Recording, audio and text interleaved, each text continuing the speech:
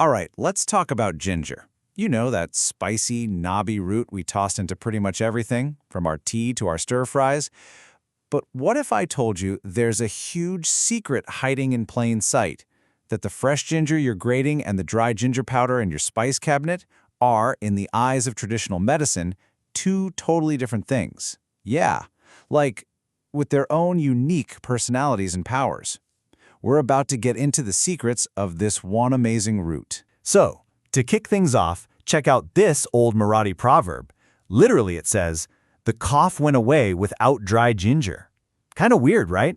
Well, here's the thing. It's totally ironic. It's like when you finish a super hard task and you say, well, that was easy. The real meaning is the complete opposite, that a stubborn, nagging cough is something that absolutely will not go away on its own. You actually need dry ginger to fix it. This little saying, it's the perfect key to unlocking what we're talking about today. And that proverb, it really nails the core idea from our source material. See, even though they come from the very same plant, fresh ginger, or adam, and dry ginger, santh, are just not interchangeable. Not at all.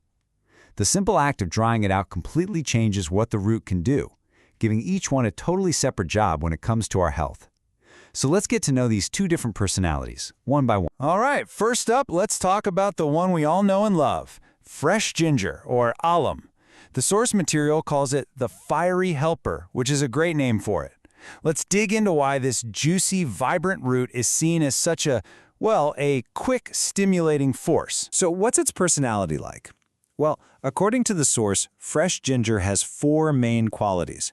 It's bitter, it's hot, it's sharp, and it's, drying. You can really think of it as this fiery, get-up-and-go kind of force. And that warming energy is exactly why it's seen as so great for those colder, damper times of year, like winter or the rainy season. It's like it's built to fight off that external cold and dampness inside our bodies. Okay, so how does that fiery personality actually help us? Well, its main job is to kickstart things in the body. It's said to ignite your digestive fire, which makes it perfect if you're dealing with low appetite or a bit of indigestion. In fact, the source shares this really simple but effective tip. Just eat a small piece of fresh ginger with a pinch of salt maybe 30 minutes before you eat. It's supposed to get your appetite fired up. It's also the go-to for when you first feel a cough or cold coming on, and hey, it might even help with hiccups. Okay, so that's our fiery helper, fresh ginger. But what happens when you take that exact same root and dry it out completely? Well, you get santh, or dry ginger.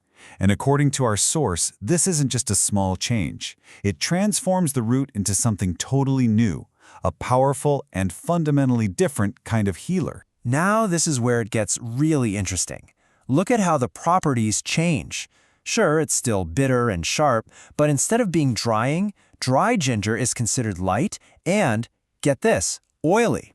But the real game changer, the thing that makes it so different, is this special quality. It has a sweet after effect on the body. So what does that mean? It means that even though it's sharp when you taste it, its ultimate effect is nourishing and strength-building, not just stimulating like fresh ginger. And it's that nourishing quality that explains why dry ginger is used for more deep-seated issues. It's used to help with physical weakness, say for new mothers after childbirth. And hey, remember that proverb from the beginning? This is why. Dry ginger is seen as the ultimate fix for those really deep, nagging coughs. It can even help soothe a headache that comes with a cold. There's this one fascinating preparation mentioned in the source, a sweet porridge called shira, made with dry ginger, ghee, and sugar. It's meant to build you up, build your strength, and, surprisingly, it's even said to help with acidity. So, there you have it. Two distinct personalities from one root, the fiery helper and the potent healer. But how does this play out in the real world? Like, how do you actually use this knowledge?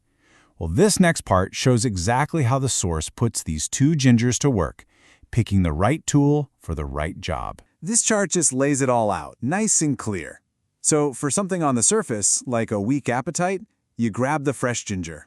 Got a regular cold with a bit of a cough? Fresh ginger juice with honey is what's recommended. But see how it shifts?